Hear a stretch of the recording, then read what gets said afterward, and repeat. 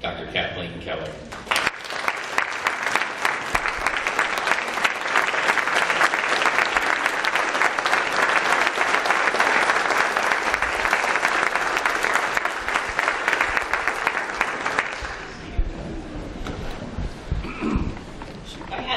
As you were saying that, I don't know how much help it'll be. My son ate 2 pieces of chocolate cake and a dinner roll for dinner. 2 out tonight. This is really just a pleasure. If I go too long, I'm used to lecturing to college classes, so you can just yank me off at any point. But I have a lot of people here to thank, and I want to make sure that I also tell some stories about Marion. So, first of all, I want to thank my parents. They're here tonight. My dad, Jack Keller, my mom, Esther Keller. They were at every single game, every single sporting event, every single graduation, every big event in my life, they were there.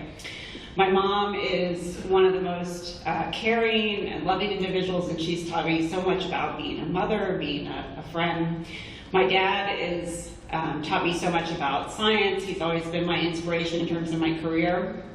And he also does really great dad things, like he reminds me to pay my taxes. Called me after my wedding, reminded me about that. Luckily, David's in charge of taxes, so we don't have any delays anymore. But they've been great. My dad was a teacher, so I developed a lot of my love for education from him. They used to take us on these great family vacations every summer.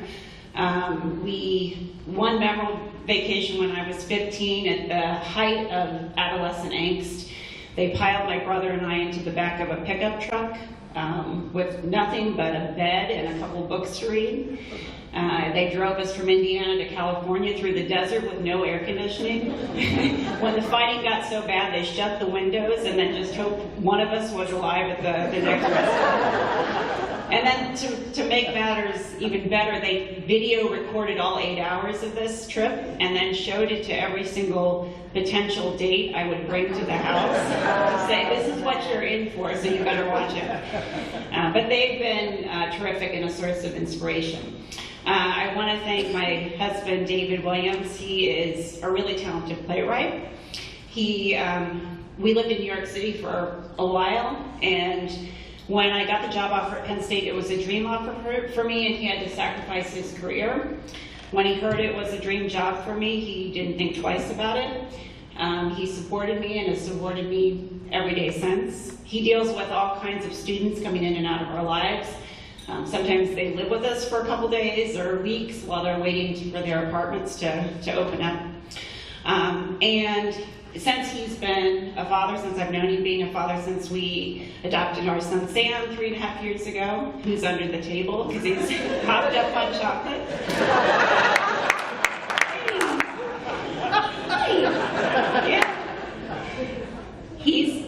Sam is great. He's taught me to love more than I know I could possibly love. And it is true that what they say, you don't know how much you can love until you see the eyes of your child.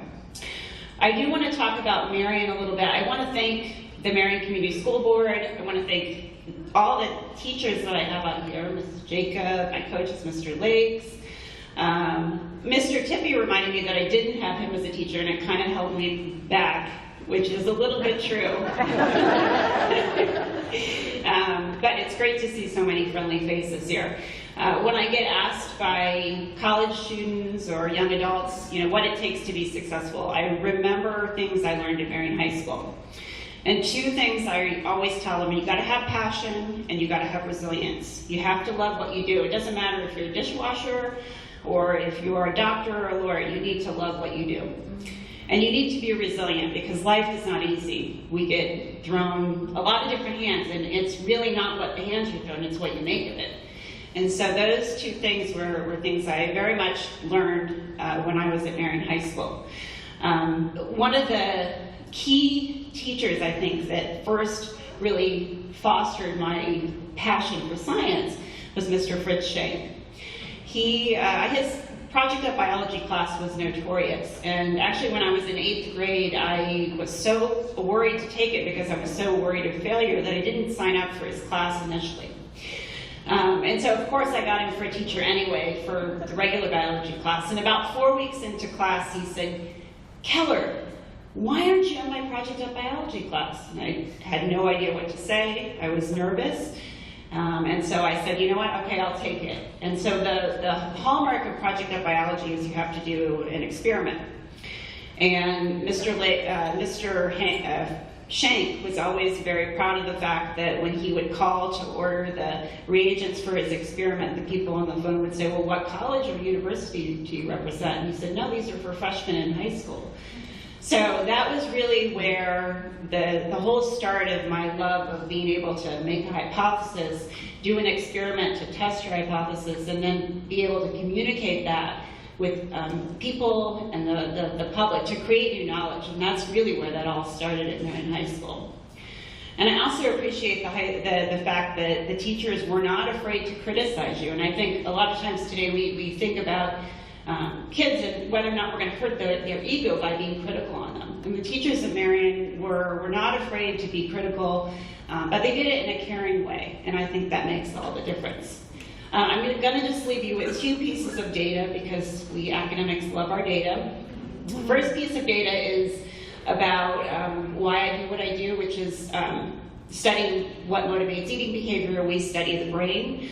If any of you have ever tried to go on a diet, you might understand that it's not all willpower. When you overeat, it changes your brain.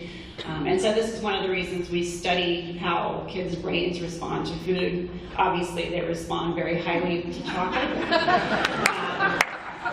But one of the reasons that really motivates me is that we have an epidemic of childhood obesity. And this generation of children, if things continue, will actually be the first to live shorter lifespans than their parents because of metabolic diseases related to obesity. So that's one of the things that keeps me interested and motivated in doing what I'm doing.